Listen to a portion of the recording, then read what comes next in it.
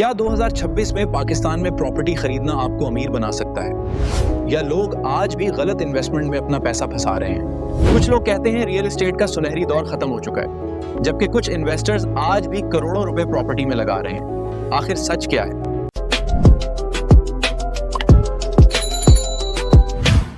अस्सलाम वालेकुम। आज की वीडियो में हम बात करेंगे कि पाकिस्तान में 2026 के दौरान रियल एस्टेट का कारोबार वाकई फायदेमंद है या नहीं। पिछले चंद सालों में पाकिस्तान की प्रॉपर्टी मार्केट ने कई उतार चढ़ाव देखे हैं। कभी कीमतें तेजी से बढ़ी और कभी मार्केट मुकम्मल सुस्त पड़ गई।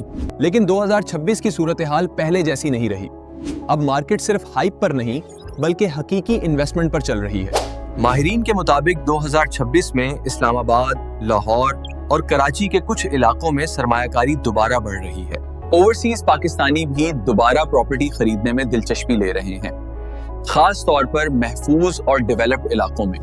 इसकी एक बड़ी वजह है महंगाई, डॉलर की कीमत और महफूज सरमायाकारी की तलाश।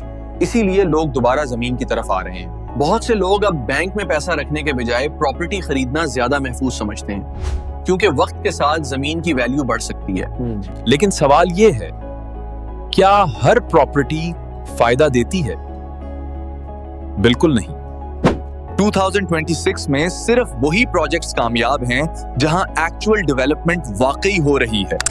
सिर्फ फॉइलें खरीदने का जमाना अब पहले जैसा मुनाफे नहीं देता। अब इन्वेस्टर्स ज्यादातर रेडी प्लॉट्स, कंस्ट्रक्टेड हाउसेस और रेंटल प्रॉपर्टीज को तरजीह दे रहे हैं, क्योंकि रेंटल इनकम अब पाकिस्तान में दोबारा अहम होती जा रही है।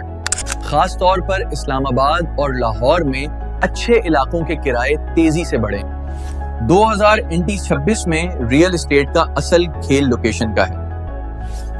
अगर लोकेशन मजबूत हो, डेवलपमेंट मौजूद हो और लीगल स्टेटस क्लियर हो तो मुनाफे के इम्कानात ज्यादा बेहतर होते हैं। लेकिन अगर सिर्फ सस्ती जमीन देखकर इन्वेस्टमेंट की जाए तो नुकसान भी हो सकता है।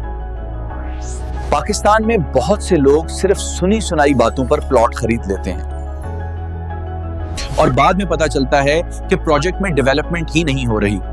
इसीलिए 2026 में स्मार्ट इन्वेस्टर वही है जो तहकीक के बाद फैसला करता है। सिर्फ हाइप, दोस्तों की बातों या अफवाहों पर इन्वेस्टमेंट करना खतरनाक हो सकता है। माहिरीन के मुताबिक 2026 में लॉन्ग टर्म इन्वेस्टमेंट ज्यादा महफूज स्ट्रेटजी समझी जा रही है, यानी कम से कम 3 से 5 साल की प्लानिंग बहुत जरूरी है।